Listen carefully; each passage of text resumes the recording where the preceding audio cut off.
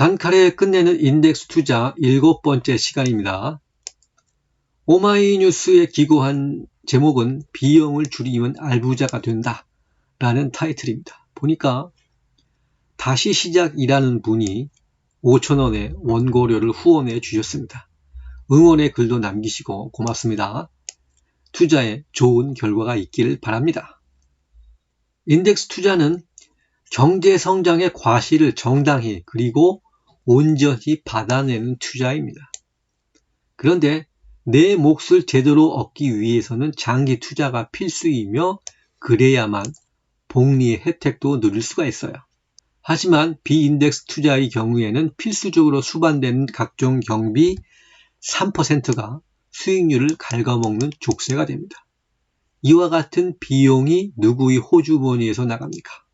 바로 투자자의 재산, 당신의 봉급에서 빠져나가는 겁니다. 이 얘기를 보글은 고트락스 가문의 우화를 통해서 쉽고 간결하게 표현하고 있습니다. 이렇게 딱딱한 내용을 비유로 풀어내면 이해도가 훨씬 높아집니다.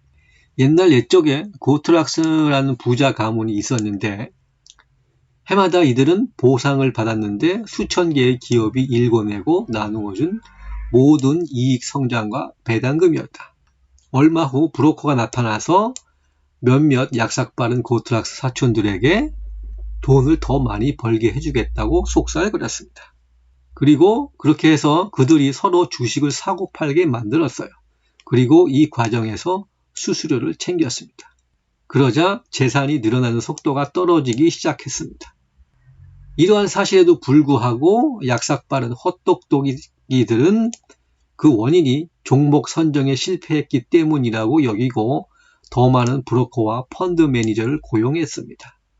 그렇지만 재산은 오히려 더욱 빠르게 감소하고 말았어요. 왜 그럴까요?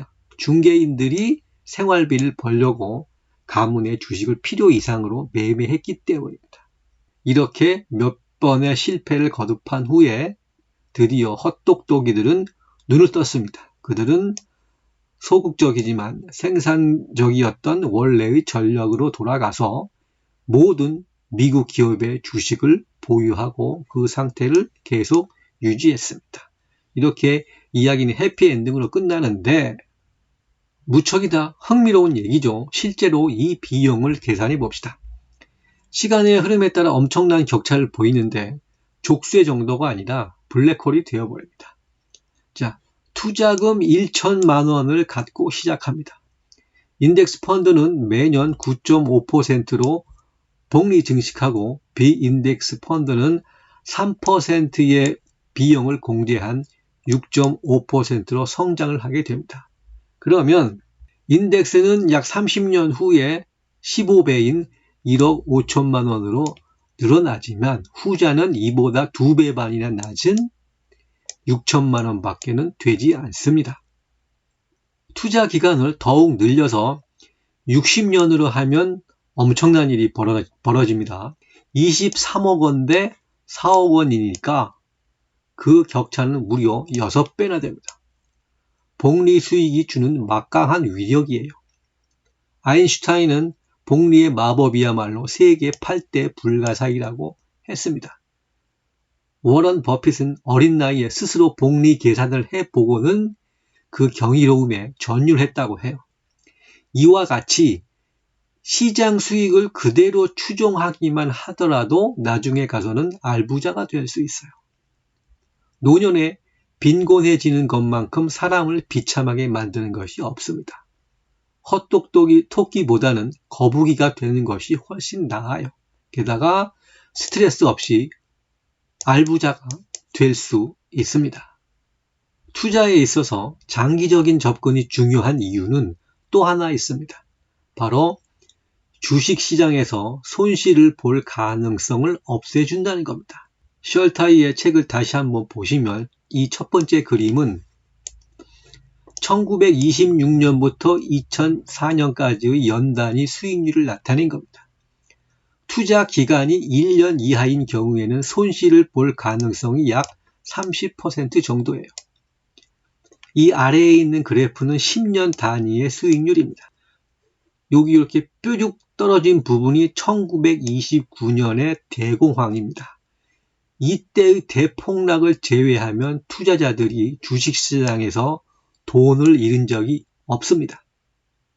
자, 그렇다고 해서 10년 단위로 투자하면 절대로 잃지 않는다는 말은 아니에요. 10년 동안의 투자 기간에서도 한두 해는 마이너스 20에서 마이너스 30% 이상의 손실을 볼 가능성이 아주 높습니다. 이것이 바로 주식시장의 전형적인 모습입니다. 주기적으로 그리고 필연적으로 하락장이 찾아와요. 그러나 수삼 년을 기다리면 이전 고점을 분명히 뛰어넘어 더 큰 수익으로 돌아옵니다. 이 과정에서 개별 종목이 반토막 나는 것은 흔한 일이며 여차하면 회생불능이 될 수도 있습니다. 바로 이러한 위험 때문에 대다수의 사람들이 주식을 장기 보유하지 못합니다.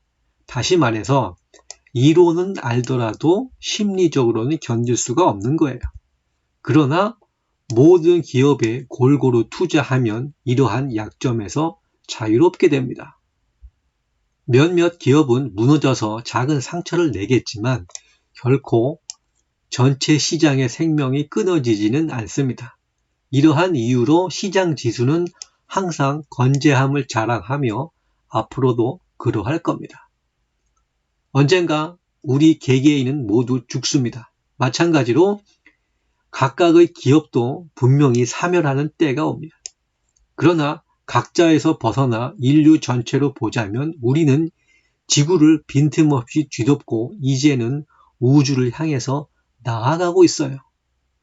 이런 의미에서 인덱스 펀드에 대한 투자는 각 개인이 아닌 인류의 창의성과 상상력 그리고 생존력, 변응력에 투자하는 것과 같습니다. 즉 필연적으로 사멸할 수밖에 없는 개별 기업이 아니라 앞으로도 흥망성쇠를 겪으면서 무궁무진하게 발전하는 지구상의 모든 회사를 보유하는 거예요. 때로는 일시적인 퇴보가 있겠지만 그 힘든 시기를 극복하면서 더 큰 성과를 이루어냅니다. 우리의 문명은 이렇게 해서 오늘에 이르렀습니다. 그렇기 때문에 ETF는 지금까지 나온 투자 상품 중에서 가장 혁신적인 방법입니다.